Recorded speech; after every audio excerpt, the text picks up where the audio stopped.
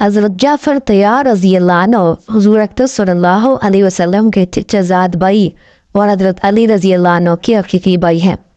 اول تو یہ سارا ہی گھرانہ اور خاندان بلکیال اولاد سخاوت، کرم، شجاعت اور بہادری میں ممتاز رہے ہیں، لیکن حضرت جعفر رضی اللہ عنہ مساکین کے ساتھ خاص تعلق رکھتے تھے اور زیادہ اٹھنا بیٹھنا غربا ہی کے ساتھ ہوتا تھا۔ کفار کی تکالیف سے تنگ ہو کر اول حبشہ کی ہجرت کی اور کفار نے وہاں بھی پیچھا کیا تو نجاشی کے یہاں اپنے صفائی پیش کرنا پڑی۔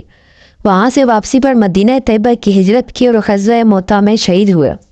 ان کے انتقال کی خبر پر حضور صلی اللہ علیہ وسلم ان کے گھر تعزیت کے طور پر تشریف لے گئے اور ان کے صاحبزادوں عبداللہ اور عون اور محمد عین کو بلایا۔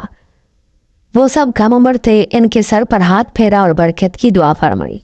ساری ہی اولاد میں باپ کا رنگ تھا، مگر عبداللہ میں سخاوت کا مضمون بہت زیادہ تھا، اسی وجہ سے ان کا لقب قطب الصحا سخاوت کا قطب تھا۔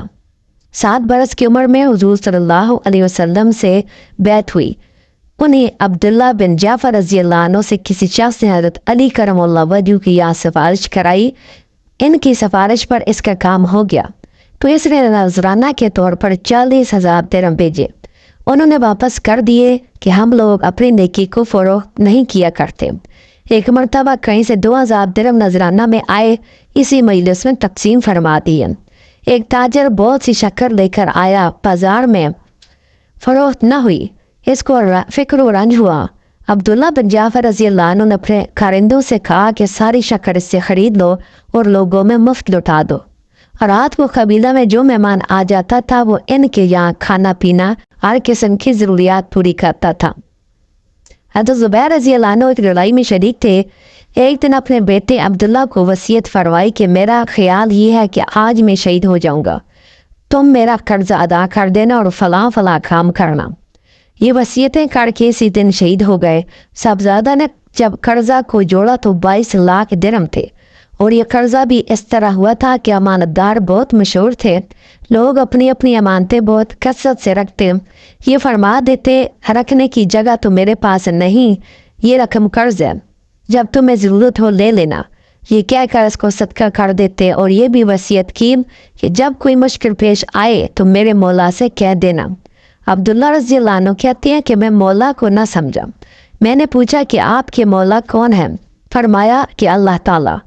چنانچہ حضرت عبداللہ نے تمام قرضہ ادا کر دیا۔ کہتے ہیں کہ جب کوئی دقت پیش آتی میں کہتا اے زبیر کے مولا فلاں کام نہیں ہوتا، وہ فوراً ہو جاتا۔ یہ عبداللہ بن زبیر رضی اللہ عنہ کہتے ہیں کہ میں نے ایک مرتبہ ان عبداللہ بن جعفر رضی اللہ عنہ سے کہا کہ میرے والد کی قرضہ کی فہرست میں تمہارے ذمہ 10 لاکھ درہم لکھے ہیں۔ کہنے لگے کہ جب چاہے لے لو۔ اس کے بعد معلوم ہوا کہ مجھ سے غلطی ہوئی، میں دوبارہ گیا، میں نے کہا کہ وہ تو تمہارے ان کے ذمہ ہے۔ کہنے لگے کہ میں نے معاف کر دیے۔ میں نے کہا کہ میں معاف نہیں کراتا۔ کہنے لگے جب تمہیں سہولت ہو دے دینا۔ میں نے کہا کہ اس کے بدلہ میں زمین لے لو، غنیمت کے مال میں بہت سی زمین آئی ہوئی ہے۔ عبداللہ بن جعفر نے کہا ٹھیک ہے۔